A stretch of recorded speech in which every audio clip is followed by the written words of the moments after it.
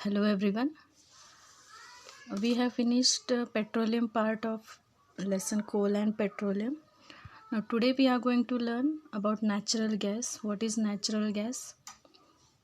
Its uses and its advantages. So we'll see first what is natural gas. It consists mainly of methane with small quantities of ethane and propane.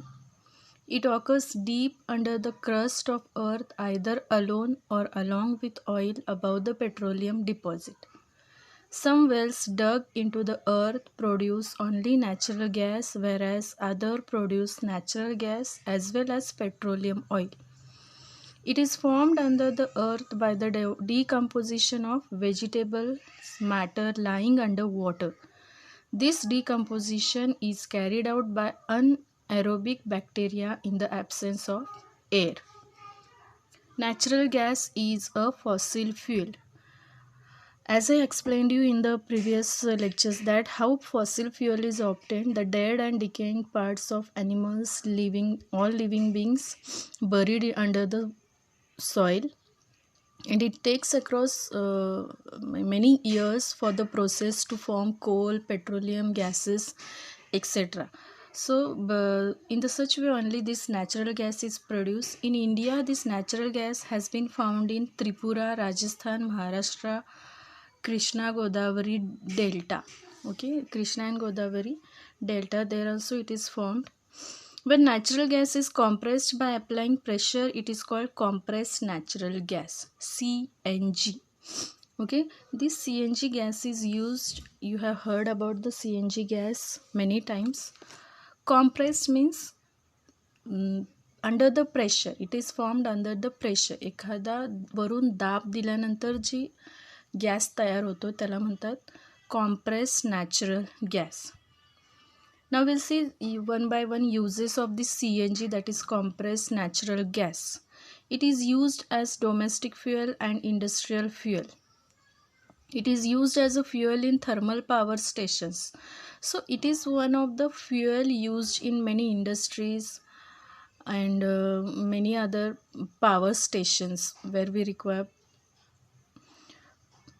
fuel. So this fuel we can use, this gas we can use as fuel. It is used as fuel in transport vehicles also. You have heard about some vehicles, they are running on gas. That is nothing but CNG. It is a good alternative to petrol and diesel in vehicles because it is a cleaner fuel and does not cause much air pollution. So because of petrol and diesel there is more formation of pollution in the air, but gas is a little bit less. It does not cause more pollution in the air. It is source of hydrogen gas needed to manufacture fertilizers. You know, fertilizers are used in different agriculture techniques, and to manufacture these we require one gas. So it is one of the source of gas to manufacture fertilizers. When natural gas is heated strongly, the methane present in it decomposes to form carbon and hydrogen. This hydrogen is then used to manufacture fertilizers. It is used as starting material for the manufacture of number of chemicals. Okay, chemicals are man-made. To produce this or to manufacture these chemicals, it is the first requirement which is required, that is gas. So these are the different uses of CNG we have seen one by one. Now we'll see what is advantages of this natural gas, why it is important, why we need this, and what advantages are of this.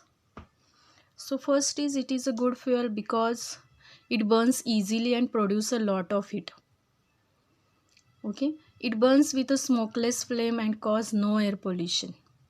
If you compare the gas and a lamp made up of kerosene, if you try to observe both, there is less air pollution or less smoke in the gas, otherwise in the kerosene lamp. It does not produce any poisonous gases on burning. Yes, this is also most important. So there is no pollution in the air. It does not leave any residue on burning.